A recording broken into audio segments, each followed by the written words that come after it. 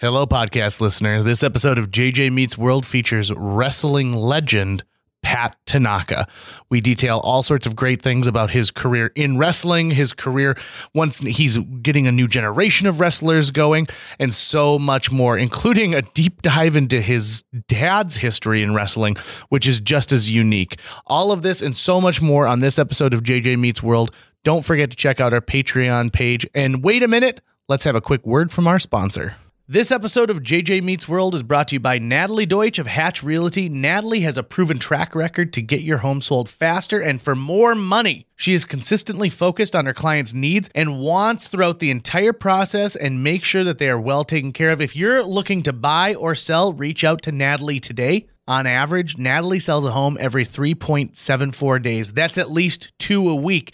And last year, Natalie earned her clients on average over $4,000 above list price on their homes. And you don't have to take our word for it. Here's some of the great reviews Natalie has received. I was overwhelmingly impressed with Natalie and all the Hatch team. She was very responsive and responded to all of the emails within an hour. She gave great advice and encouragement from the listing and pictures, the offer, and all the closing details. The marketing team knew exactly how to promote my property, and I was pleased by how soon and easily my property received an offer. I was actually dreading selling my condo, and Natalie did such an awesome job that I felt like I really didn't need to do anything. The thing I most appreciated was that she really listened to what I wanted to do and respected my decisions. I would definitely recommend Natalie and all the Hatch Realty team. They made this process so wonderful. That was from Diane. So listen, if you're in the mood to buy or sell a home, give Natalie a call right now. You can reach her at 701-388-9338. Natalie, Natalie, at hatchrealtyfm.com, or you can go to livefargomoorhead.com. That's livefargomoorhead.com and find out some information. Huge thanks to Natalie Deutsch of Hatch Realty for sponsoring JJ Meets World. 1, 2, 3, 4.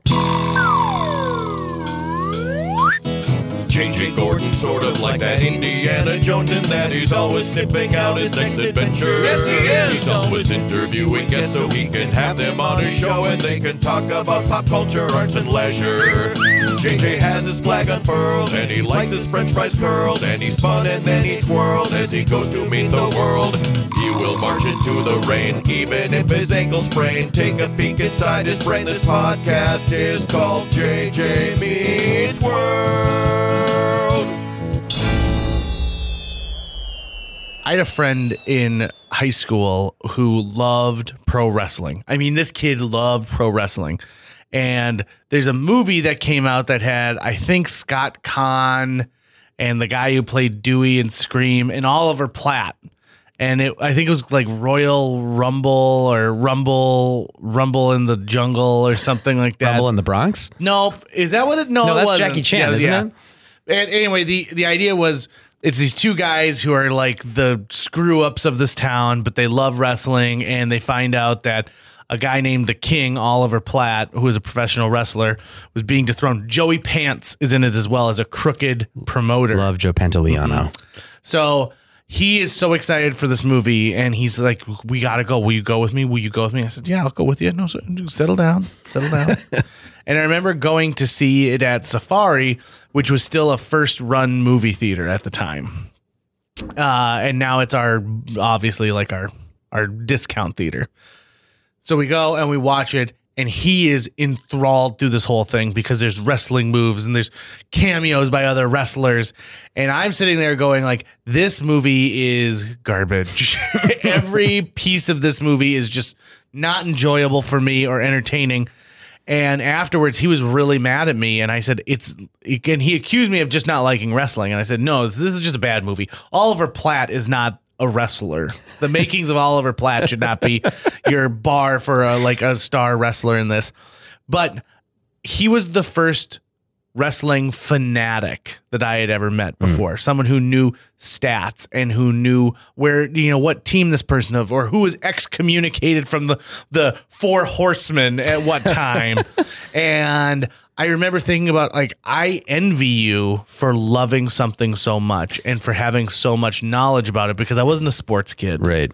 So I dedicate this intro to Cody Crawford, Codeman Crawford, who I think became a professional poker player in like for a job for a while. Okay. But thank you for instilling in me this love, because this is at a time too when wrestling had kind of waned out a little bit. Wrestling has an ebb and flow. It's got its peaks and its valleys when it comes to popularity. And this was definitely in a valley. Probably why it had what was the name of that guy who played Dewey and his family? He's an Arquette. David Arquette. David Arquette and Scott Kahn coming at you. And he comes up with this character called like the Trooper, and he's a state trooper at the end for his wrestling I remember persona. this movie. Do you remember this? Now I'm remembering the trailer. I haven't seen it. And it's a 3-level like cage fight that they're doing in it. That's right. Okay. Yeah, it's pretty intense. I'm stoked because our guest today is Pat Tanaka, who definitely is a thread in the tapestry that is professional wrestling. Yep. If you were a fan of the WWF in the early 90s, you might remember Pat from a group called the Orient Express. Bad Company was another one I think he was a part of. I'm not sure, but he just did a ton of stuff. He knows everyone in the industry, and he's relocated to Fargo where he's opened a wrestling school. He wants the next generation of pro wrestlers to have some Fargo flavor to them, right? Which I think is amazing, because who comes to Fargo, North Dakota, to open a professional wrestling school? Hell yeah! That was awesome. You guys are really going to enjoy this one. Yeah, this is an absolutely great episode. So why waste any more time? Podcast go. JJ Meets World. We are recording. Do you need anything else? Need to refill water or anything? Use the I'm bathroom? a Diet Coke, man. That's it. Yeah, cheers. Me too. Man, I can't drink anything else but. Go ahead and actually lift this up even closer to you. Okay, for the last, I guess, since, when I was in grade school, I started drinking Diet Coke. Nothing else now. Nothing else? Nothing else. For real. Nothing. You know, I don't remember the moment in my life when I used to drink Mountain Dew like it was going out of style when I was in middle school. But something happened in my high school years where Diet Coke became my thing. And like, I'm a weirdo because I like my Diet Coke room temperature and kind of flat. I like all the bubbles out of it. So I would open up a can the night before, go to bed, and then that was my coffee in the morning because I don't like the taste of coffee. So only Diet Coke. Gotta be a lot of ice, a lot of fish. Yeah. You know, and it's weird because I started wrestling in Japan. And it was funny because I was a kid, you know, and I go to Japan and I asked for a drink and no Diet Coke, only regular Coke. I flipped out. I was like, I can't drink that, you know? And it was crazy, but I told, you know, some people there, hey, man, we got to find it, you know, because I'm freaking out, you know? Because I don't know if you've ever had a headache from not drinking. It's the worst. Isn't it? It's incredibly terrible. Anyway, after a while, I started bitching, complaining about it, and I started doing Diet Coke commercials for them, and then boom, it hit the markets, man. It became huge there, and now it's all over the place.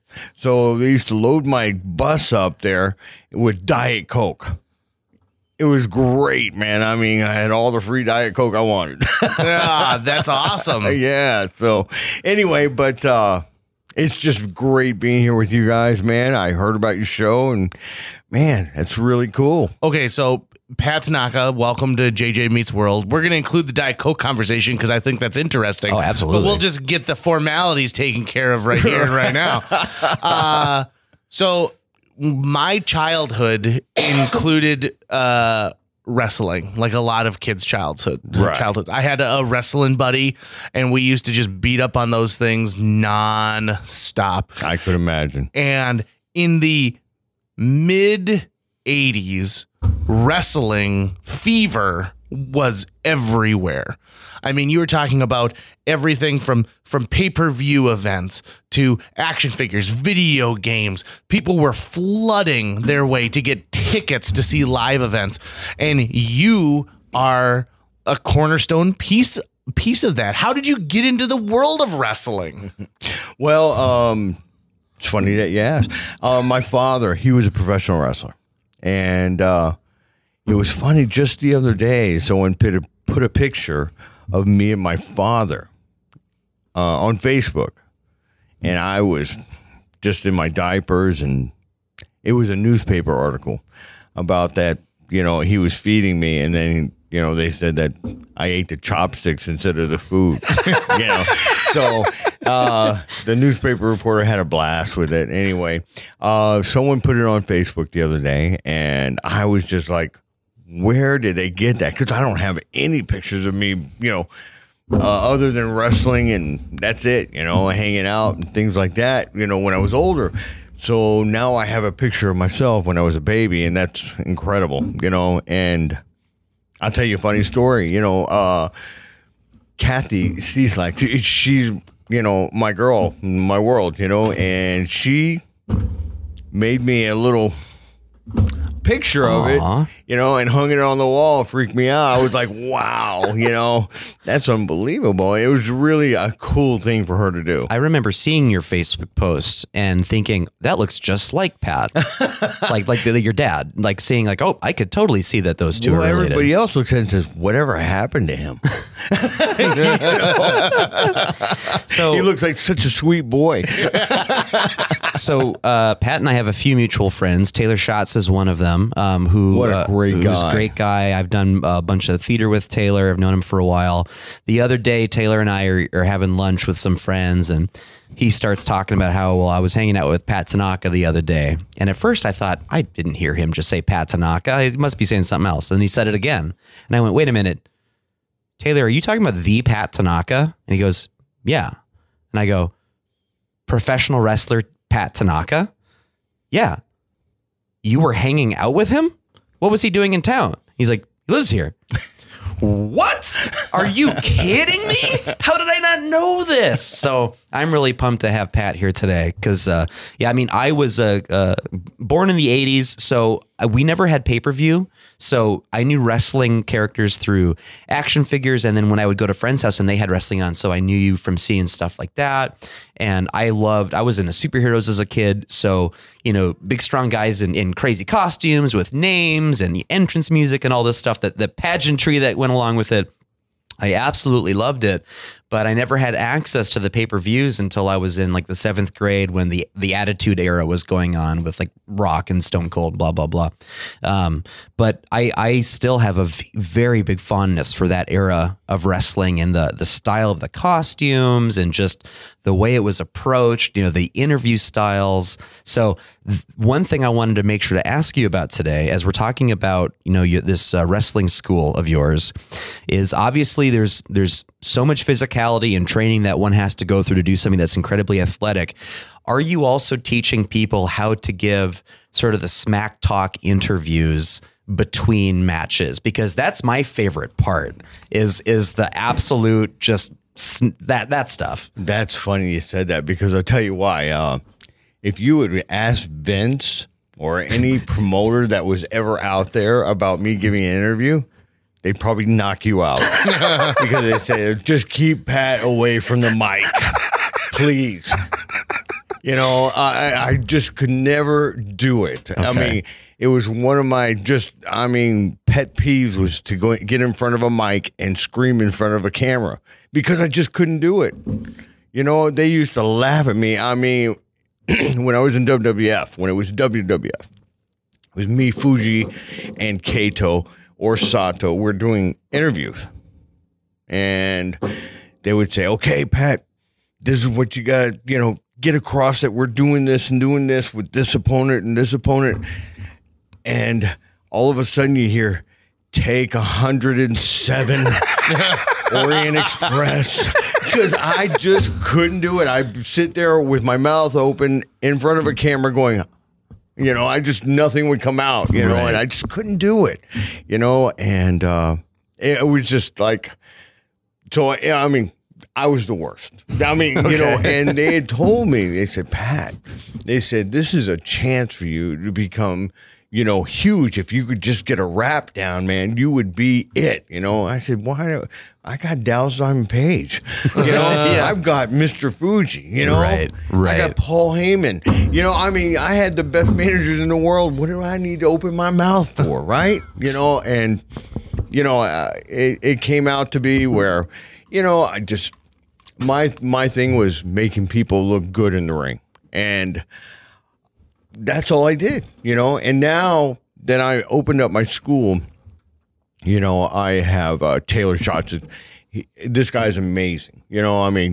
What athleticism he has, And then I even have a 14-year-old, okay? And I have them all the way up to 29, 30 years old. And I tell you what, people can say what they want. It doesn't matter because age has nothing to do with it except for, if you're, 45 like Dallas Diamond Page started at that age. Right.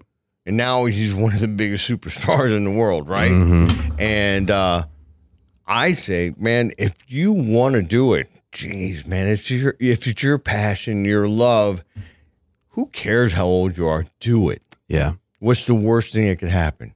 You're going to be in some damn good shape if you leave my camp. Right? That's one thing about it. So you decide to open up this business, which is a school to teach people how to be a wrestler. It's not just wrestling, it's how to be a wrestler.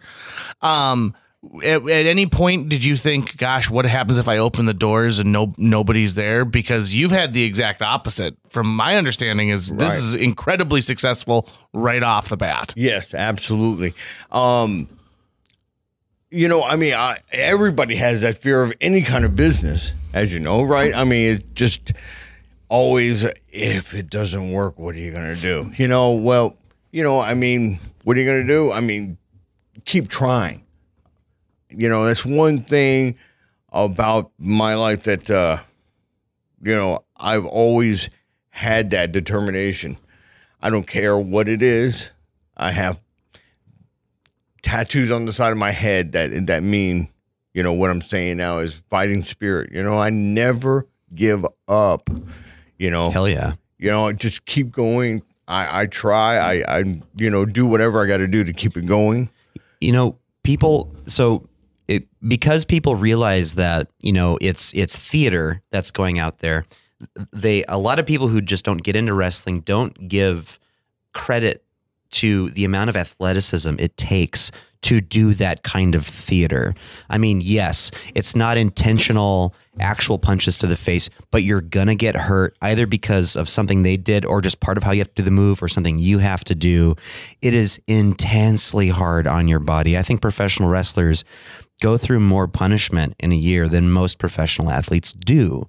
And so, what is there in your routine, I guess, that maybe helps with some of that rest and self-repair at the same time? Because you got to keep your body together as best you can while you're beating the crap out of it in the ring. Well, that's exactly why I have a school. So someday when I have to wrestle again, some kid doesn't come out and try to kill me. Honestly, it's being in shape. It's heavy. I don't know. Endurance is so important in the sport because of the longevity in the ring. If I was to be so out of breath, I can't breathe, and I go to do something, I'm so tired and my mind is working so hard that I might hurt you. Yeah. Because I might let go of my control and I might hit you so hard I'm going to hurt you. Or do a move wrong and break your neck. Right. Or break your back or whatever, So endurance is everything in this business, so you're not too tired out there and your body doesn't give out while you're doing a move. And that's important. People sit there and they laugh because they say, God, it looks so fake, and I'm sorry, man. If you get out there, I'll guarantee this. Anybody that wants to try this, come out to my ring or just come out to a wrestling mat or whatever. Amateur wrestlers are probably some of the toughest men in the world, right? Because of our training regimen. Okay. When you fall on a regular wrestling mat, you can just trip and fall on a mat and probably won't hurt yourself or too bad. Okay. But I'm sorry, if you level out, I'd say 5 foot, okay, and level your body at 5 feet from the mat and just drop to the floor, guarantee you will not get up right away. Right. Mm-hmm. People don't realize that it's not a natural act to throw your body on the ground, right? Right. Well, people don't realize that, man. They think, oh, it gives. You know, that ring gives, it has bouncing and whatever. Come on, man. No. For me and like other guys, I'm only 5'8", way under 200 pounds. I don't weigh, 300 pounds or 400 pounds. That ring don't give for me. That ring stops like a cement floor when I hit it. And that's guaranteed, And, people have that misconception about, oh, it's got a bounce to it. It does it. I'm just telling you guys, it hurts so bad if you're not prepared and if you don't know what you're doing. Do you ever get tired of having to have that conversation over and over about like, stop pretending like this is just a make 'em up? It's no big deal. We all walk away. It's just fine. Well, you know what? Yeah, I mean, when people, what irks me is when you got a couch potato, that sits there and goes, oh, I could do that. I could do that. You know what I'm saying? Yeah. And they never even tried. Armchair quarterback, basically. Right. Any kind of sport that I watch and I hear a guy go, that guy sucks, or, that guy don't suck. He's making out, he's in the NBA, dude. You're sitting on this thing watching him. Right. And I know everybody gets into sports and they get mad because they're betting on it or whatever and they're losing or whatever, or it's their team and they love him and, whatever. They got to remember, man, athletes, that's all they think about, all they do all day long. When you take that away from them, be careful. There's a wrath coming out, right? I mean, it's like anything else. I just am like proud of athletes, because of the dedication that they do, that everything they put into it when they're young till they're, in their prime. You know what I'm saying? A lot of people don't appreciate the fact that, they see someone do a fall on stage for WWE or whatever, and they see it as a fall, but it's like, no, there are about 5,000 falls before that one that wrestler did to be able to do that fall. Exactly. So you're not just seeing someone falling over. You're seeing someone who has done that so many times they can do it in their sleep, and it's still dangerous. It's still painful. It's still going to be hard on your body to do. So, and I think the fans of wrestling understand that. They know it's an act. They know it's theater. That's fine. It's fun. You're being invited to show up and, pick one that you don't like and one that you do like, and you scream and stuff. When the Attitude Era was going on, so I had a buddy in junior high, Frankie Escobedo, who was really into wrestling, and his parents were really into wrestling. And so once a month, all of us kids, we'd go over to Frankie's house and we each bring $5 to help pay for the pay-per-view. And then his mom would make this massive spread of authentic Mexican food. And then we were given permission to swear. And his parents would watch it with us and we would just scream at it because that was D-Generation X. And his mom hated China. And so she was like, oh, kick her butt, blah, blah, blah, blah, blah. And that was fun. It's just a fun way to just have a good time and watch some people kick the crap out of each other in ridiculous costumes with awesome names and entrance music. And Vince was really leaning into being the bad guy at that point. And he's so easy to hate, Vince McMahon. Oh, God. So easy to hate him. It was easy for you to hate him. No, but I mean, I know where you're coming from. I mean, people, do you guys watch Jackie Chan, Bruce Lee? Oh, yeah. I was a huge Bruce Lee fan. Okay. What's the difference? Nothing. Exactly. Only they get 50 takes. Right. That's true. And that's one thing. They rehearse. We don't. Never did we have time. Think about it. We're on the road. When I was in WWE, I think we had... I didn't know it at the time because I was so busy. I was on the road and just doing my thing every day. We had 12 days off a year. Wow. We had 30 days on, 40 days. I'm sorry. 40 days on was a tour. Every day, twice on Saturday and Sunday. We had 2 shows on Saturday and Sunday. Okay? Wow. We were off for 3 days, back on for 40. Okay? And the same thing, twice on Saturday and Sunday. Okay, and no days off during the 40 and the 90 days. Okay, I know it was 30 days on, 3 days off, 40 days on, 4 days off, and then back to 90. So that was year round. Oh man. Okay, so those are the days you had off during the year. Okay, so when do you have time? Because you get to the hotel, you eat, you go to the gym, you go train at the gym, and then, you go to World Gym, Gold Gym, whatever, and then right after that, right to the arena. We had no time. Oh, and plus, you're probably doing press and publicity mixed in there, too. So it's like, we got to get you to this morning radio show, and then you got a piece on this television thing. Exactly. So, I mean, when did you have time to rehearse the show? That's crazy. Mm-hmm. When someone says, how much time do you got to rehearse? I said, what's that? I mean, we never got a rehearsal thing or anything. It was just, as soon as you get to the arena, man, Vince does this thing. We go out there, 20 minutes, then we go home, back to the hotel. Right. So, I mean, it wasn't like we had rehearsals or anything like that. And then even if you're watching a Jackie Chan or Bruce Lee, you're always rooting for the bad guy. I mean, rooting for the good guy or the bad guy or whatever you want to do, right? And it's the same thing with ours. Ours is live or on TV, and there's no rehearsing. It's a one-shot deal. Right. And Jackie Chan's doing fake fighting, but how many injuries did he sustain while doing that fake fighting? I mean, come on. He's amazing. That is punishing physical work. There's no such thing as, fake or whatever. This is just, man, we get hurt, we do our job. It's a job. Right. And rightly so, it's a job we love, And that's what I'm trying to tell everybody here. And, when I opened up the school, man, if you love it, try it, man. Mm-hmm. It's something that, man, you never know. So what if you're 30 years old, man? Get off your ass, try it, man. I mean, like I said, what's the worst that can happen? You can get in shape. Yeah. Right?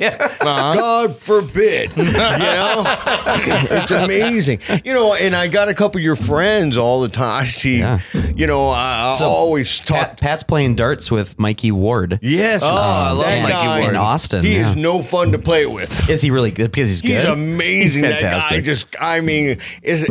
I love playing against him because you get better. But I'm sorry, Mike, you're just way too good for me to get better against. Austin's been playing darts since elementary school. Oh, my God. I remember 6th grade, Mrs. Lisco's class, Austin doing a presentation on throwing darts. Really? In 6th grade. He brought in a dartboard and just started doing it. And we were all amazed at how amazing Austin was at darts. That was 1996. God. So he's still killing it. Oh, my God. Yeah. Austin, Jared Eckert, I mean, these guys, man, I was going, so you got regular jobs because you could make such a great living at this. Because these guys don't miss. Right. They're amazing. It's very demoralizing to play against Mikey. Holy mackerel. All these, I didn't realize what a big thing it was here. It's huge. Huge here. Yeah. Huge. And I tell you what, I play darts all the time on leagues and things like that and tournaments here. And I tell you what, these are the best people I've ever met. Awesome. And honestly, I wouldn't go and do these things with these people if I didn't like them and really trust them because they are good people, man. They're pretty humble about it, too, I imagine, you got too. Clint Vetter. This guy's unbelievable, too. You got some of the best people out there shooting darts here. I have never seen anything like it, man. God, it's unbelievable, but it's a blast. I love all these people, man. It's a great time all the time, man. Got to bring one of them into your school and create some sort of dart throwing persona, like bullseye, just like the darts, if I was still drinking, I tell you what, they probably already shoot me by now. But I really enjoy playing with all these guys, and what I do is I wait it out and try to just stay in the tournament while these guys are drinking and playing, because by the end of the night, if I could hang in there, They're so drunk they can't find the board. Yep. They're calling them at board 6 and they're over at board 15 somewhere. And I love that. Maybe it'd be like Dennis and Dirk Dart. They're a tag team duo, and what they do is one of them throws the other one at the there opponent, you go. and that's I how like they that. do it. And then when they hit, they go bullseye. Yeah. I was thinking of like chopping them in the throat right before they shoot. When I remember watching, the Attitude Era and being like, I don't want to be a wrestler, but man, would I love to write wrestling storylines. I would absolutely be totally into that. Well, you know what? I'm gonna tell you what. You know what I mean? We are going to be like running shows, in the future, definitely. Awesome. We've already had people come out and ask about, doing it at their venue and things like that. My God, man. And me, my creativeness is already gone. Well, when you do a show, let us know. We'd love to come do a podcast at that show. Oh, I'd love you just guys bring our to, mics man. and like be talking into the mics while we're watching and be like do it in a podcast. We're basically describing the wrestling carnage Bobby happening Heenan, between us. Gorilla Monsoon right here, That'd be great. Those. Pat, I want to know, like, so you grew up in a world of professional wrestling from your dad. Yes, So absolutely. tell me like what your dad's experience was like. Well, my dad, Because that's a whole different era of professional wrestling. absolutely. I mean, he was wrestling in the 40s and 50s. Okay, and as you know, I mean, Pearl Harbor happened in 43, if I'm correct. Oh, yeah. 1943. So a promoter said to my old man, hey, raise the Japanese flag. And I think my dad had to do a double take, because he's from LA. He's not. And, at the time, well, this is, I think, in the late 50s or 60s when they did this, because at the time of Pearl Harbor, my father was a U.S. Marine. Okay. And they took him out of the U.S. Marines and put him in a concentration camp. Anybody that was Japanese. They did. Yep. It's a horrible part of American history that we don't seem to want to talk about. Hell, if I was At all. American, I would take my old man out real quick. I mean, think about it. I mean, you don't know. It's disgusting that we did that. No, I mean, honestly, I have to agree. You don't know at that point. Right. Who. You're afraid. You're afraid. We were a nation who was Absolutely. very afraid. Absolutely, man. And they took out Hawaii. I mean, come on, man. I mean, that's amazing. I was just like, God, I mean, he did, he was Japanese. Anybody would, Right. had to put away. So, I'm not sure, if I'm against it or what. I'm not. I was just like, they had to be safe. And probably it saved his life from being in there. My mother and him. That's a very interesting way of thinking Not about having to that, go huh? fight in war Yeah. then at that I mean, point. they probably would have got killed if they were, Right. in the civilian life, right? Do you know how long he was in the camp for? No, I don't. I honestly, if I said anything, I Just be a really don't guess. know. Okay. But growing up then with my father, I think I went to a couple matches because when he raised the Japanese flag, people were trying to kill him after that. I remember that. It got serious, and then he moved us to Florida while he wrestled in Dallas. Okay. I was born in Houston, Texas. Okay? I know it says Honolulu, Hawaii, but it was Houston, Texas. And I remember that I don't know why we moved to Florida, but I loved it. And it was because I know that my father was scared that something might happen to us, because he was wrestling, raising the Japanese flag. And they used to have to take him in an ambulance to the arena so no one knew that he was in that, in the arena yet. And So was he intentionally playing a heel at that point then? gosh, yeah. Against Fritz von Erich. Oh. Okay, Carrie's father, Kevin and all of them. So we all grew up like family together. And, gosh, what a tragic thing with them. I mean, I loved all the Von Erichs. They were like family, and we all grew up together. And then for us, it was more like, and then when we moved to Florida, we never saw our father after that too much, know. He was always on the road. He would come home, maybe for a week or two, and then he'd be gone 3 or 4 months, come back. But, he he was a great man. Yeah, we never asked for anything. You know, we never wanted for anything. You know, I mean, we really didn't. I mean, he provided for us, and we grew up in a beautiful home on the water. We were lucky, very lucky. You know, my father he saved his money, put all of us through school. I was in Catholic school from kindergarten all the way to high school. You know, even though I don't know why. You know, did he want a future for you in wrestling, or was he hoping that you were going to say like, Dad, I'm gonna become a CPA? If I would have became, he would have just been so happy. If I would have became a janitor, he would have been so happy. You know, he did not want me in this business. You know, he just knew I wasn't geared for it. You know, Isn't that amazing? Because we hear that story. It doesn't matter what the industry is, of a father being like, don't follow in my footsteps. But when you see it, when you must have watched your dad in those matches, I can imagine like how amazing it would have been and been like, well, I want to do that too. Well, you know what? It wasn't that though. Really? I never watched wrestling. Really? Like, never, ever. I thought it was fake. I was an amateur wrestler since I was a kid, right? Amateur in judo. Okay. And I was so serious about it, you know, since I was a kid and stuff like that. And I used to, you know, watch, oh man, are you kidding me? I'll kill that guy. You know? But, you know, I never knew what athletes they really were. I mean, you had Danny Hodge. Mm-hmm. He was all-American, you know, and you had all these amateur wrestlers in there. Flair, everybody, you know, were great amateurs, you know. Kurt Angle, Jesus Christ, you know, there are animals in there. You know, you got Haku, the toughest man in the world, you know, right there.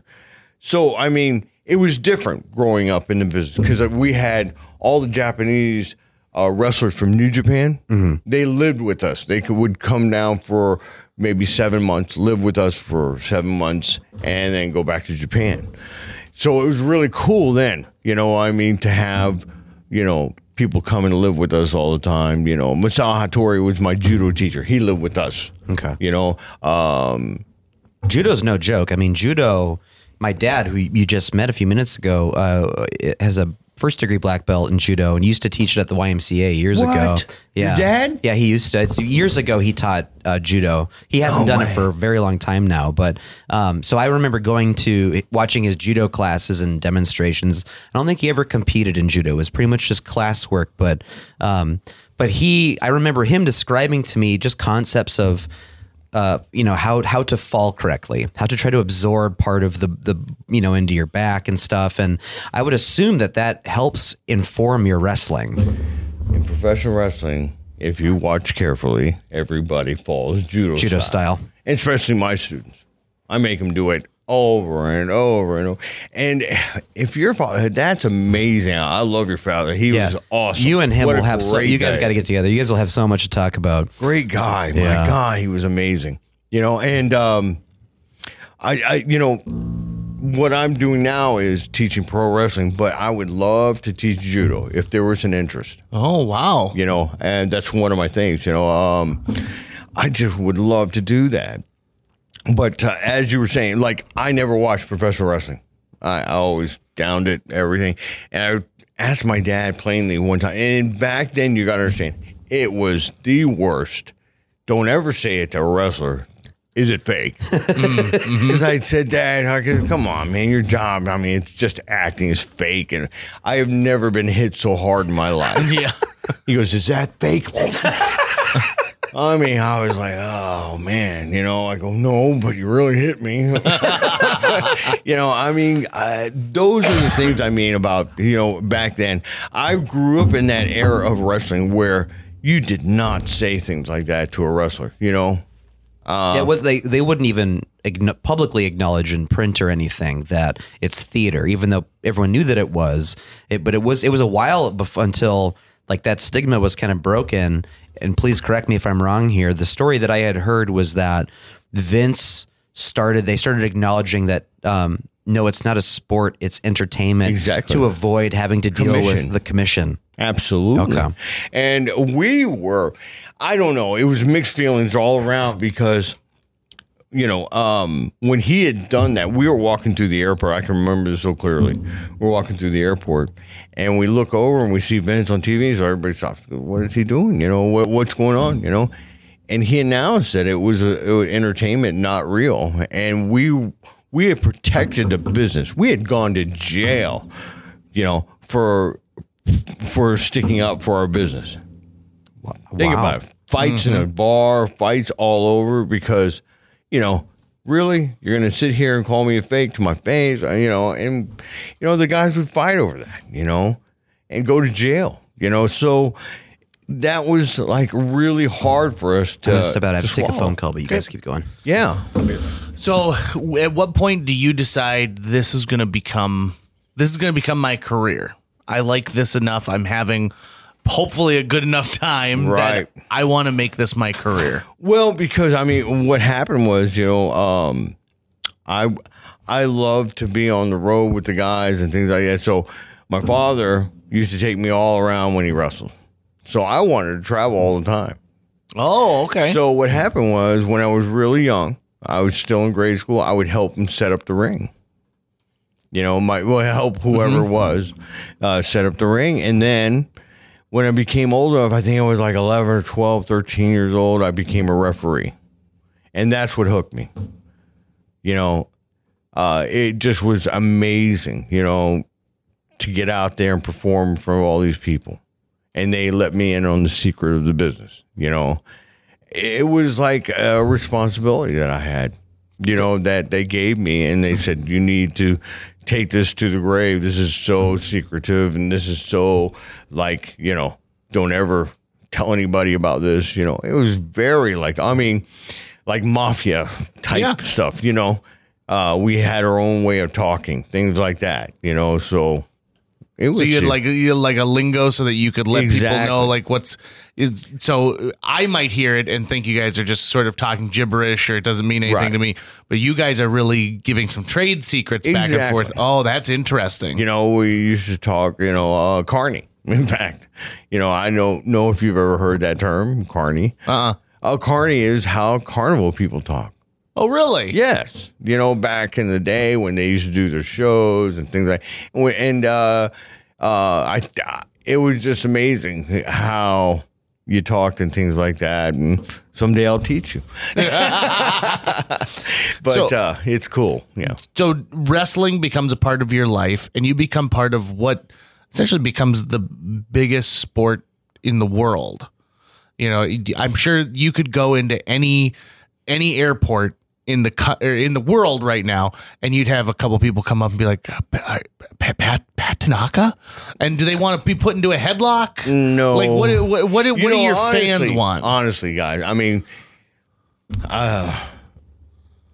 how do I say this? Honestly, I'm not a big name in this business. I'm a big name to, I would say, wrestlers, because not for just fans. Fans don't really know who I am. The only reason they know who I am is because, I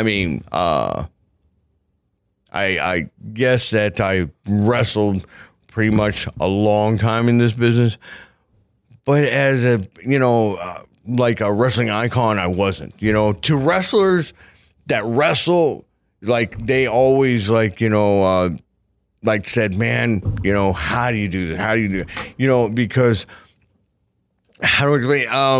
I guess I was like the pioneer for small wrestlers. Nobody was my size in WWE. I was the smallest to ever go in there because, everybody was over 300 pounds, 6'3", 6'4". Me, I was 5'8", man. I was 175, 160 pounds going in there. Nobody was like, oh my God, what is he doing here? Is he going to wrestle the midgets? So,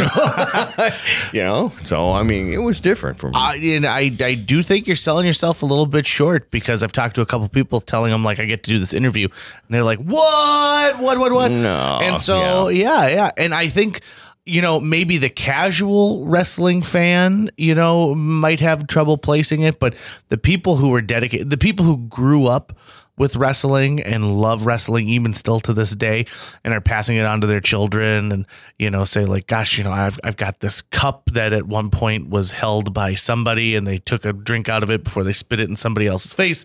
And I, you know, it looks just like a styrofoam cup to everyone else, but this cup's got history. Those are the people I think who remember, and wrestling fans are avid fans. Like you meet someone who loves baseball. We had a guest, Tucker's uncle, Paul McDonald, who knows wrestling baseball stats all the way back to the 20s. Oh, wow. And can tell you like, you know, this player did this and this year. And I think wrestling fans are the same because they were consuming so much wrestling stuff. You know, there were magazines that were solely about wrestling and television specials. And then they said, well, let's get the wrestling world into Hollywood and, you know, let's put them into movies. And so I think that there's a world out there of people who really do that deep dive and everything gets to be an important part of it. And then the fact that I've noticed that wrestlers find a career that kind of bubbles out from their wrestling career. So like you open your school, right?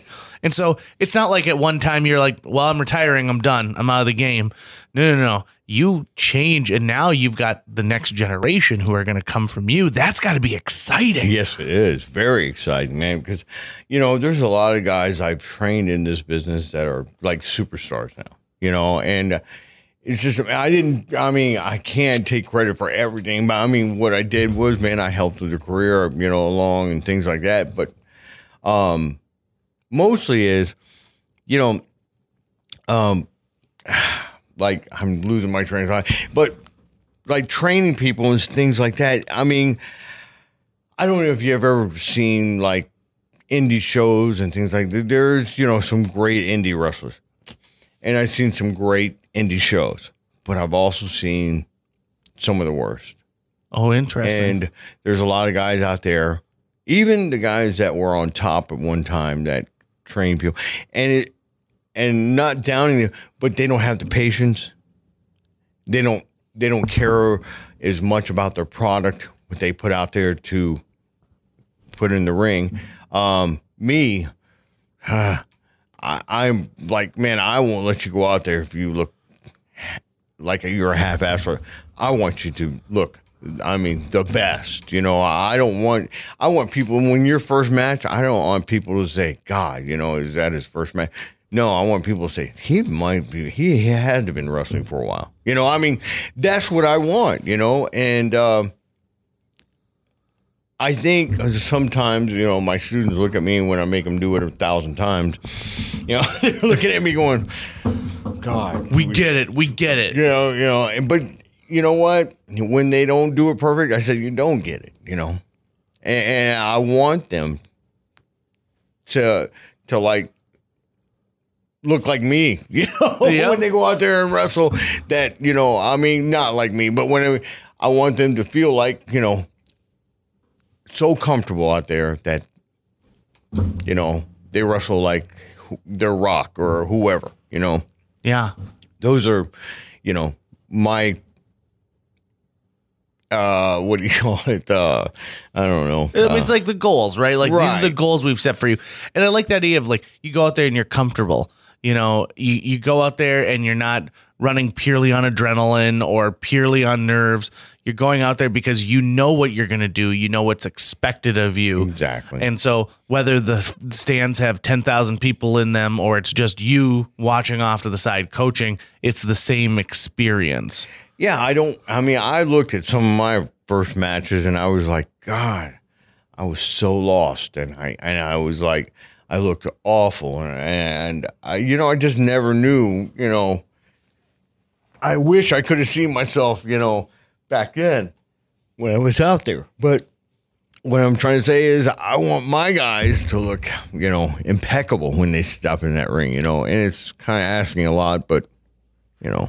So what, give me a highlight from your career, something where you're like, dang, tonight, like this night was something that really changed the way you thought about wrestling, or this was like one of the proudest moments you ever had.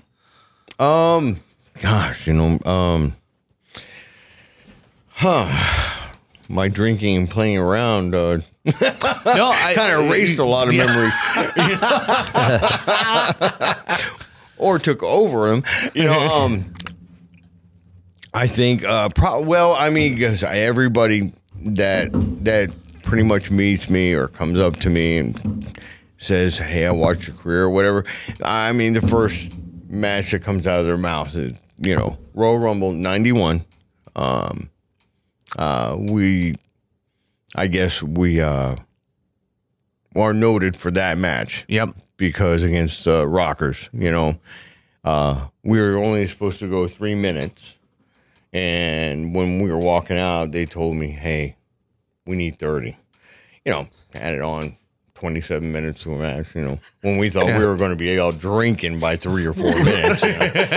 And it was like, I don't know, they say it was one of the best matches I ever saw, and still today, I mean, it's one of our, like Shawn Michaels says, probably one of the best matches we ever had. And, Marty Jannetty says it, and my partner and everybody. I mean, it was just one of those things, because we've been working with the Rockers after that. Before that, we worked with them for years and years and years, and people don't realize that, they just thought we were only working WWE together. No, we worked, way back in the day, so it's different, Do you have any passions beyond wrestling? Anything that you really love to do or consume in any way? Well, if you ask Kathy, probably darts. Yeah. I'm a torturer over that, and Mikey and all those guys, man, I just love hanging out with them, They're really good guys, Mikey's man. good stuff. I've got some great Mikey stories too from high school. Oh, man, you definitely have to tell me those. So man. Mikey Ward. So I've known Mikey since middle school. Made this stupid movie in high school called Resurrects that he was an actor in, where his character is shirtless the entire time, just because we decided that's what he was going to be. But Mikey was that friend in school where he was totally up to do anything if it made you feel better. If you're a friend of his and he's like, oh, what's wrong? Are you down about something? What can I do to help it? And I remember one day, this is when he was still playing football.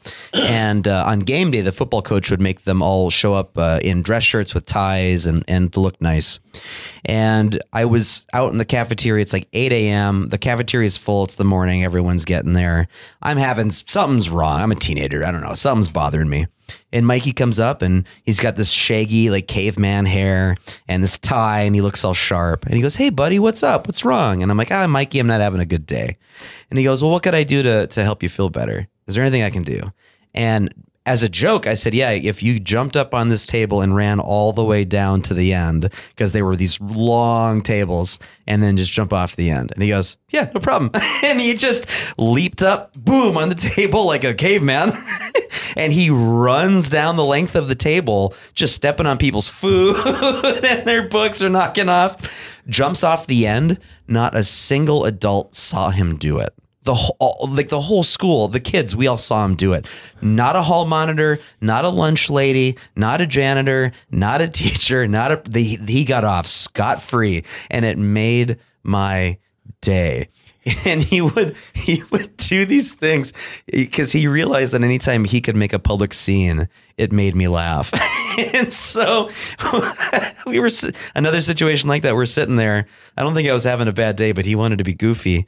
And our friend Chelsea Penuel was sitting across from us, and he grabs her foot and takes one of her sneakers off and then starts to smell it. And she goes, Mikey, give it back. And he starts screaming at the top of his lungs, no, no. Oh, my God. Chelsea's trying to get her shoe back from him. Oh, my God. So Mikey would do stuff like that all the time. It's funny. You think about all your friends and things like that, but, since I met Mikey, met his girl, I met Jared,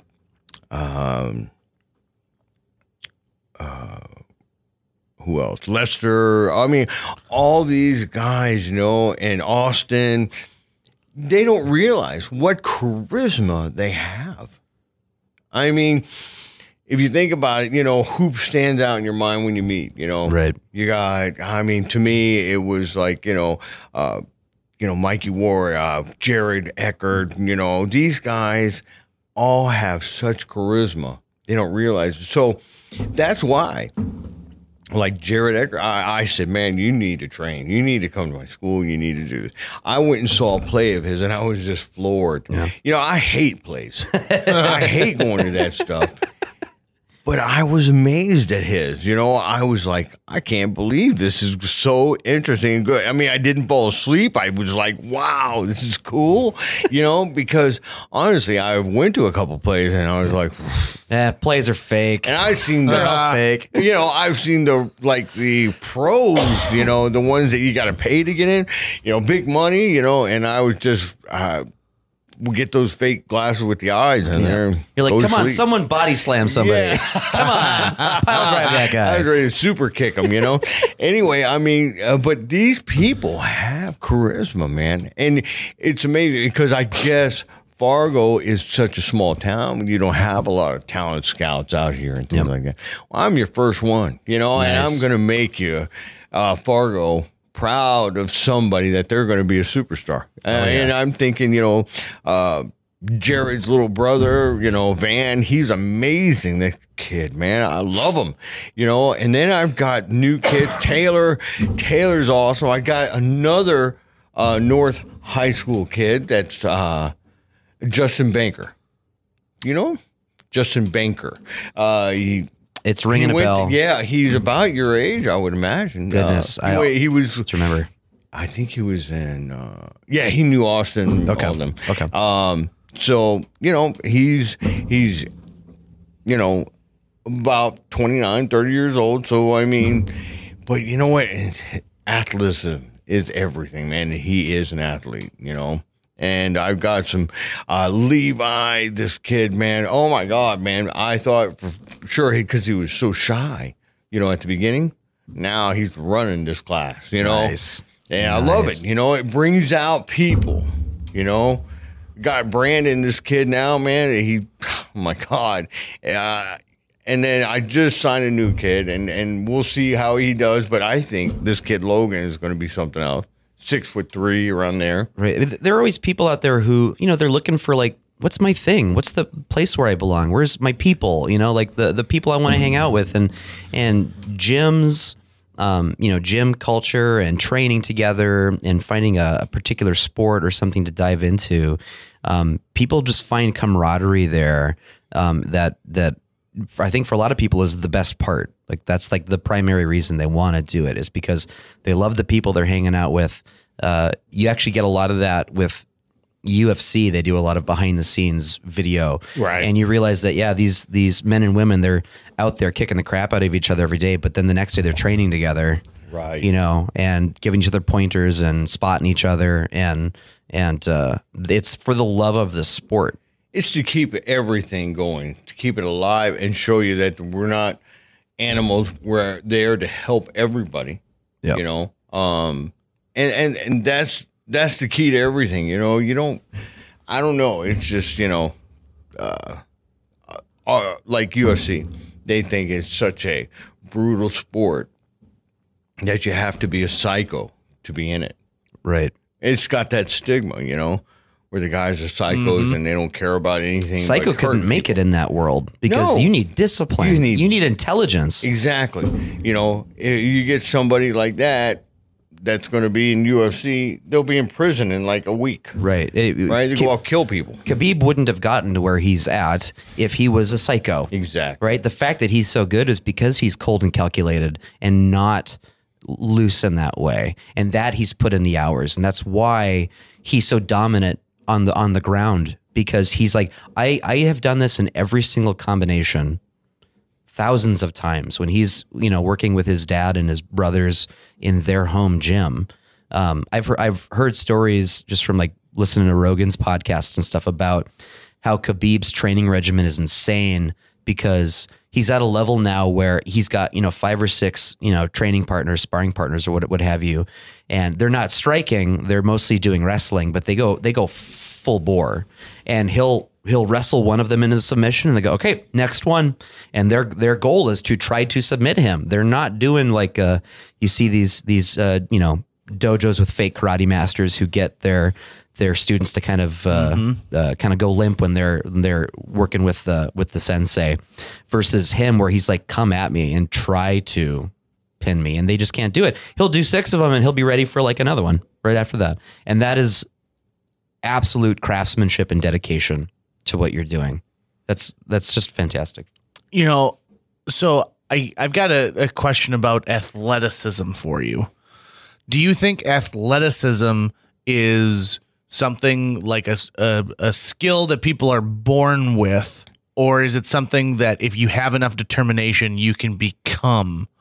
So, for example, I'm awkward in my body all the time. I mean, my athleticism begins and ends with me being able to put my socks on without falling over.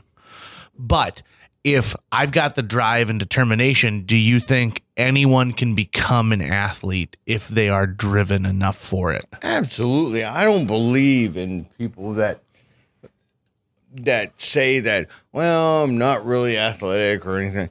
It doesn't come like that, man. It doesn't come. It's not something that happens to your body all of a sudden. It takes work. Yeah, it's a choice you have to make to pursue. Absolutely. I see people with no legs that are so amazing. I mean, it just is beyond me, the drive that they have to do the things that they can do. I mean, you see it, right? Mm-hmm. I mean, a couple wrestlers, only one leg, still can dive off the top, land on their feet, and do incredible moves. And you wouldn't even know they don't have a leg, if they didn't point it out, Mm-hmm. It's amazing. So, I mean, I believe anybody can do anything that they put their mind to, that's reasonable, Yeah. I mean, everything has, Right. I mean, there might be you might have some advantages depending on genetics in some way, but that's not the deciding factor. You know, Bruce Lee was tiny. He was like 5'3", 5'4", and he was still a dominant killer. Absolutely. And he was made of steel, and that wasn't because he was born that way. Oh. He made a choice to pursue that. He committed to it. He found new ways to do it, and he had the right mindset to get to that level. And JJ, you don't give yourself enough credit for your athleticism, because even with your size, you are incredibly nimble and strong. I've seen you like jump over fences and stuff in pursuit of someone breaking, like you've got a lot more that you can do than you're willing to say. It's like this. I don't care if you want to be a professional wrestler. I don't care if you just want to just be a regular person, out here just doing athletic things with other guys. You want that, man. You come train with me. It's not about wrestling. Get right on that mic. Just get a little closer. It's not about wrestling. It's about, just having the drive to do something, to complete something. You want to go out there and play basketball with your friends. You want to go out there and play football with your friends, tag, whatever. I don't care. You come out, I'll show you what to do, and I'll help you with it. And after that, you tell me whether you wasted your time or not. I don't think you will. I mean, anything that you do for your body is not a waste of time. That's a really good way to put that. Mm-hmm. That's a really good way to put that. Well, I mean, think about it. I mean, just trying, and getting out there and doing even half the things I asked you to do, you're going to get better at whatever you want. So somebody's listening to this in Connecticut right now, let's say, and they want to become a student. So they're willing to move to Fargo, North Dakota to become a student of Pat Tanaka. Are you accepting new people? Absolutely. I've got people from Mississippi that have been wrestling for 5 years. I got 2 people from Louisiana moving up here and Mississippi, and they've all been wrestling for a while. But they want to, that's my thing, polishing up people, making them so they're crisp wrestlers, That's how I help a lot of guys. Very cool. Now, when you structure, and I apologize if you guys cover this, I had to leave the room to take a phone call for a moment.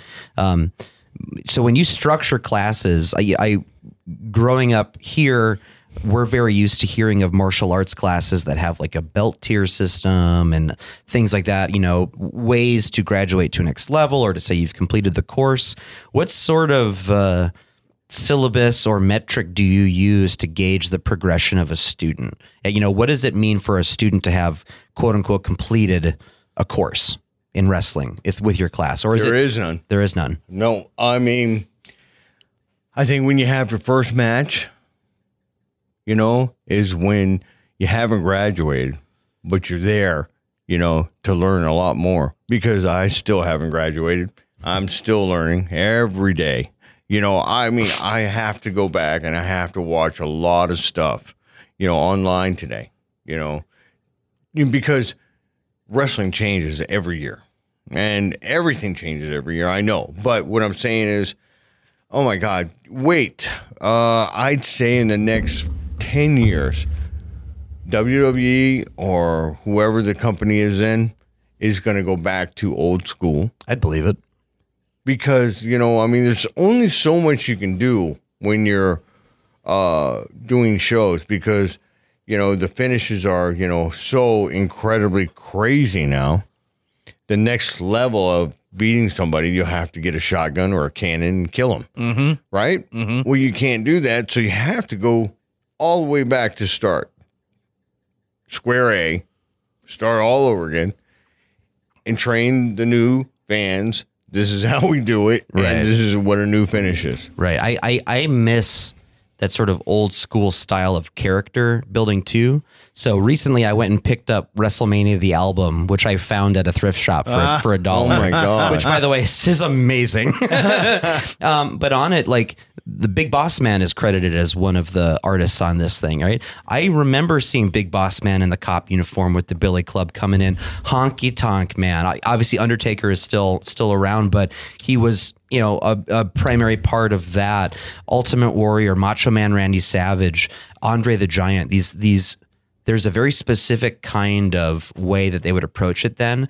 Now you see a lot of wrestlers who are fashioned more after UFC style fighters. They're leaner builds, you know, that it's not the same kind of body type you're seeing, which I think is sort of an era change. But I kind of want to see people with that older school body style just smacking into each other, you know, and taking a fucking chair to the head. Right. Excuse me, but you know, like that to me is when professional wrestling imprinted on my brain. And that's the kind of stuff I wanted to see. You know, Yokozuna coming out and just like flattening someone out. What was the clown's name? Doink. Come on. Doink the Clown. That's fantastic. That's the characters that I want to be able to see. And yeah, this is a great album. I don't know why they decided to make it, but WrestleMania, the album. Did you see the movie The Wrestler? I did. What'd you think? Well, amazing. Do you think they got it right? Get you right on that mic again there. Oh, it was an amazing movie. And, you know, I'm not sure the timelines on it, but I believe they're like, I think it would be more of the territories. Yeah. When he was there, what they were talking about, than Vince McMahon when he took over the world. Do you know what I mean? Yep. Mm-hmm. Yep. There was probably like a lot of territories at that time with him. And that movie is what I'm trying to say, because like when he became like superstar, it was back like in the 70s. So the 80s started booming, right? Mm-hmm. And this is what I'm trying to explain, because it's hard to explain. Because I don't know. I mean, someone of his caliber, like a Hulk Hogan, he was supposed to be portraying Hulk, I would imagine, you know, because that was like a big name. But they didn't have WWE at the time. Right. What they're trying to say in that movie. And so he was in the 60s and the 70s, and he came out broke in the 80s. And there was really not a WWE to go to where your residuals are going to be there, your royalties and all that. So, I mean, they got it spot on. Because our world of wrestling is, I mean, you know, I'm embarrassed to say it sometimes, but it is. It was all about drugs. It was all about women. It was all about, you know, just having a good time, being the most irresponsible person you could try to be. Putting the pedal to the metal, and right? just burning the candle. Trying to be a rock star. and failing miserably. You know, it was just one of those things. You know, we were in that stigma that day. You know, and I tell you, well, when you talk about the work schedule that you guys had, it's not a surprise to me because you gotta still have some sort of a life outside of the ring. But when they're telling you like, nope, you got 40 days, Right. and then we're going to give you 3 days. And on those 3 days, we need one of those days to be a presser for this next thing that's going on. It's got to be tough. it's ridiculous. I mean, you know, I loved it because, you know, the money you made, the freedom you had. Okay. But also it took away from any kind of life you'll ever have, you know? So, I mean, now, you know, it's geared towards people that want to make money and get out of the business. Right. They want to do the Dwayne "The Rock" Johnson thing, go do wrestling and then become a movie star and parlay that into other success. Right. You know, and I have lost so many friends. It just kills me. You know, I mean, you hear all the names that we've lost over the few years, you know. Yeah, I just lost one of my best friends. It was Jim Neidhart. You know, God, it was hard to, you know, lose him. You know, we lose touch with all our guys, you know, with everybody. And you know, and Jimmy, I talk to, you know, every year a couple times, you know, and we always stayed close and things like that. But, you know, it was hard losing him. I forgot to mention Jake the Snake, who just, you know, kind of recently fans did a fundraiser for him so he could get a surgery that he needed. And it was really beautiful watching his response going, wow, they still love me. Like I mattered to these people I don't know. Jake the Snake was one of my favorites because I loved the name Jake the Snake. Just that concept. It's fantastic. He had a boa constrictor with him usually, and then he'd just go into the ring and kick ass. Yeah. And so, wow. Me and Jake, I remember, were Get close to that in mic Florida. again. Oh, I'm sorry. Me and Jake were in Florida together back in 1978, I think it was. You know, I was a referee and he was just starting. It was fun. It was a blast, you know. And then after that, I left to Japan and then came back. Who do I run into as soon as I start with NWA? I started with him again. You know, it was great, you know. So you know, of the guys you worked with, would there be one of them who you thought, now that dude is an athletic specimen, like someone that you just thought, wow, like this person is incredibly impressive with, you know, feats of strength they can do? Or was there someone that you thought kind of stood out more to you? Legion of Doom, of course. They were like, you know, like incredible specimens, you know, for strength and the way they looked, incredible. Athleticism, Shawn Michaels, Marty Jannetty. Shawn Michaels, by far, out of anybody in this business, was the greatest professional wrestler I've ever met. You know, I worked with him, I don't know how many years. People don't like Shawn too much when they meet him, you know, because he's an asshole. But Sure, that has nothing to do with athleticism, though, right? Zero. Yep. How, I don't know, but you know, he was probably the greatest wrestler I ever wrestled. Absolutely, by far. And but you know, like I said, I mean, has nothing to do with, you know, I mean, anything else. But Shawn Michaels was probably, I mean, his timing, everything. He even had the arrogance, you know, that he put on TV. He really didn't have to act, you know. But also, he was a good guy. You know, you know, we got along for years. We had great matches, and you know, I was lucky enough to be with him. You know, so My favorite one to watch during Attitude was Mankind. Oh my God, what a great guy. Wow, he seems like it when He's an interviews awesome and guy. stuff. He just seems like such a genuine, nice guy. But Cool. the punishment he put his body through to do that. I remember watching him in that barbed wire cage match where he fell from the top of it just onto the cement floor out of the ring. Right. Like, how did you survive that? And it's funny you say that because he came up to me one time. He goes, I don't know how you do it, man. You fall the way you fall all the time. I'm looking at him going, what is wrong with you? What do you do? I said, my God, man. I said, hell, I'm still alive here. I said, I don't know how you are, because that guy was nuts. I mean, he took a shovel to the face as hard as they could, and I was like, what is wrong with that guy? He told him to hit him as hard as he could over the face with a shovel. It was plastic, but who cares? That plastic shovel still hurts, yeah. It didn't break at full speed in his face. I went, oh, God. Are the chairs made of thinner metal, or are they just regular aluminum chairs? Oh, my God. Bro, I mean, if you've ever been hit by just a regular steel chair, the ones that we get hit with, I have not. They tell you, do not let up on it. I mean, they say, hit me as hard as you can. I don't want to look too cheesy, fake, anything. And I bent one over Axe's head one time.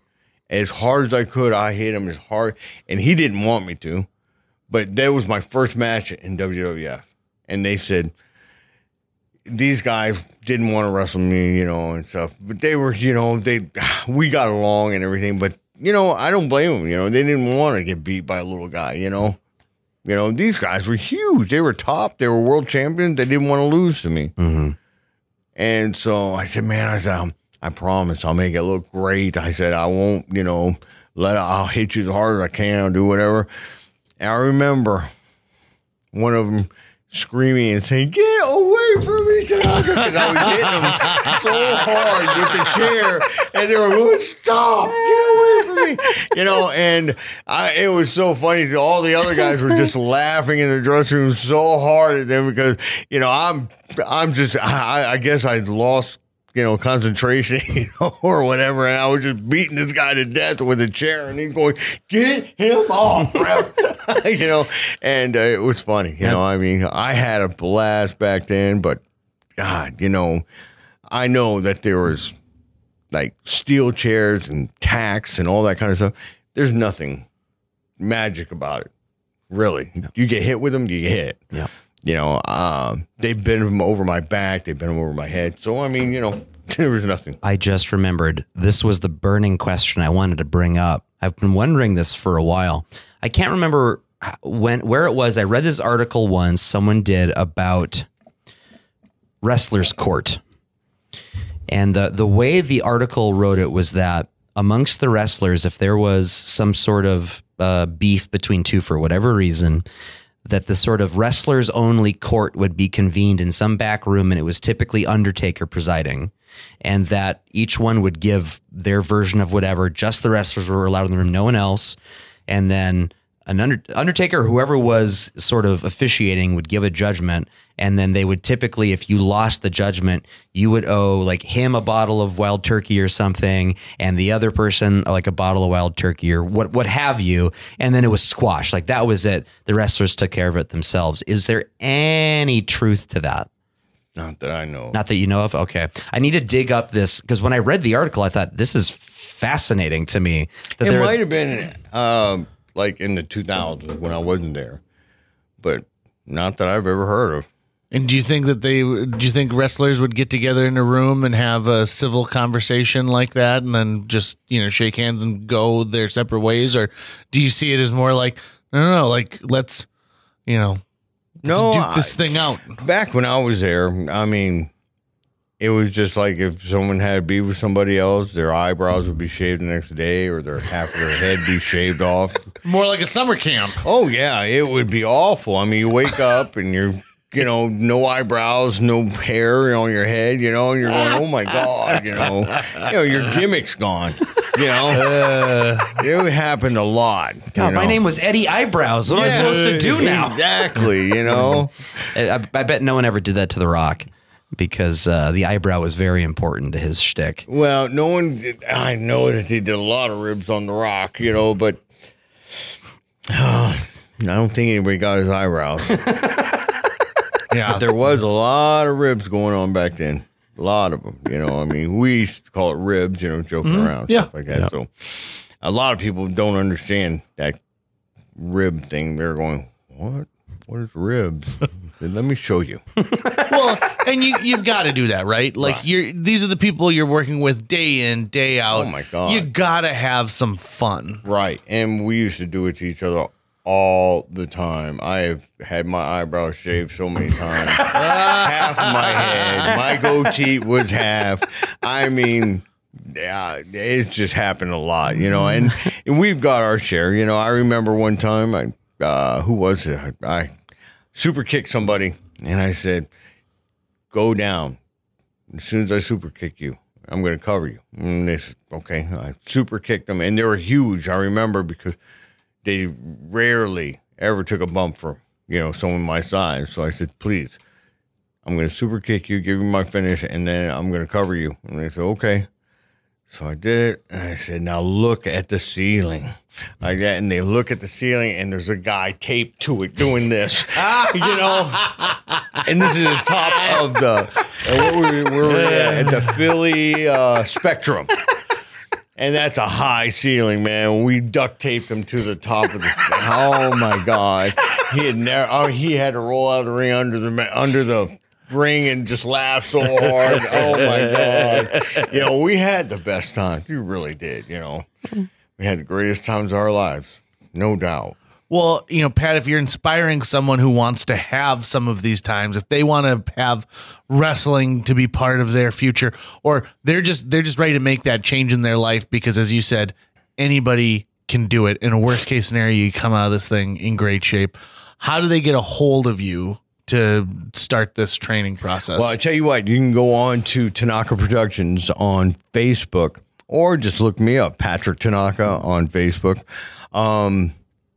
We're at Barbeau's Boxing Gym, right off of 34th Street and 7th. And I tell you what, just come out and try it. My God, you know, and like I said, what's the worst thing that could happen? You know, right. I mean, you know, you're not going to get a disease. You know, you're not going to come out of there with broken legs. You know, come out of there, you know, maybe with a new career. Those are my two worries. Taylor, be gentle to them. Be gentle to them, Taylor. Be nice to them when they come in. They don't have your muscles yet. Yeah. Pat, I mean, we could talk for another like 25 hours, but let's save that for the next time we have you on the program, and hopefully it'll be at one of your, you know, shows, one of your events. Man, I'm looking forward to it. I love that. Thanks for taking some time with us today, man. Man, it was an honor. Thank you guys for having me. Loved it. You guys are cool as shit. Next time, man, you guys got to come out to my gym. Yes. Come out and train with me sometime, man. Yeah, my God. I'm feeling inspired. Maybe Tucker and I will become like a duo. And if they need any help with storylines, I can definitely help. Oh, yeah, I need that as well, man, guys. Come on out. You know what? That would be perfect. You guys come out, train with me for a week, and then do your podcast and say, you can tell me whether it was good, whether I'm going to die, whether you're going to put a hit on me or whatever. You know, come out, try it one time, man. I'm telling you, got to. What's your promoter character's name again? The Rabidowitz? Scotty Rabidowitz. So I do a thing with a previous podcast guest, Noel Scotch Anderson, called the North Dakota Apartment Wrestling Federation. And it's this burlesque troupe we have in town doing wrestling moves like in apartments, and so they made like a fake magazine out of it. But I play a character who is one of the first promoters for it, named Scotty Rabidowitz. These women put on such a fun show live. They've done it like 3 times, and they have me sing the national anthem as part of it, and then I get to do a little play-by-play. He's kind of a Paul Bear character. Yeah, kind of. very much no so. Way. Kind of, and yeah. I have just, I mean, I've got this red corduroy coat and this big old mustache and dark tinted glasses. I love it. I have so much fun doing it and coming up with like some of the names that they use, you know, like the Gackle Grabber is named after Gackle, North Dakota. And it's a hoot. It's a ton of fun. Ton of fun. I gotta see that. Oh my God, that sounds great, man. Yeah, in fact, they should go train with you, and their shows would be 10 times better. I'm telling you, tell them, come out. My God, I would love Valkyries that. of the Valley, if you're listening, Valkyries. I am looking for women wrestlers because I want to have one woman and one man or whoever, boy or whatever, that will make it huge from Fargo or North Dakota that was from here. You know, really, Right I on. want them. You know, I want to train them. Sweet. God, stop being a woman. Come out and do it. There you go. I love it. And I'm not talking about women. I'm talking about the men. Come on. Pat Tanaka, thank you, man. Thank you guys for having me. I love you guys, man. Come out. A huge thanks to Natalie Deutsch of Hatch Realty for sponsoring this podcast. Folks, if you're looking to buy or sell a home, contact Natalie Deutsch today, because Natalie Deutsch is not only a previous podcast guest, she's somebody who's going to care enough to sell your property for top dollar. She's also going to find you the best price possible if you're purchasing a new home. Last year, on average, Natalie earned her clients $4,000 over list price on their homes and sold them faster than the market average. On average, Natalie's selling a home every 3.74 days. That's 2 homes a week. Those numbers don't lie. Find out why Natalie is one of the top agents in this entire market. Get a hold of her today, Natalie at hatchrealtyfm.com. You can also call 701-388-9338 or go on to livefargomorehead.com. That's livefargomorehead.com. Read all of her amazing reviews and then listen to her episode of JJ Meets World. Thanks again to Natalie Deutsch of Hatch Realty. That's going to wrap it up for today's show. If you enjoyed this episode of JJ Meets World and would like to help us continue to produce 2 new episodes every week, you can donate to our Patreon. Check out patreon.com/JJ Meets World and donate today. Even as little as $1 a month can go a long way. Visit our website at www.jjmeetsworld.com or hit up our social media. We're on Twitter, Facebook, Instagram, all the sites the kids are using these days. If you'd like to stay up to date on new episodes of JJ Meets World, you can find us on iTunes, Google Play, Spotify, Stitcher, iHeartRadio, YouTube, or wherever you consume the podcast that you love. JJ Meets World is produced every week by Tucker Lucas. You can find out more about Tucker's work by checking out www.moonbasemaria.com. If you want to get in touch with your host with the most, go to linebenders.com and you can find direct contact info for JJ. I think that if you and I were to start a wrestling duo, I think we should be the clergyman, and you can be Friar Tuck, and I'll be the cardinal. And like my thing is I'll throw baseball cards at people, like pew, pew, pew, pew, pew.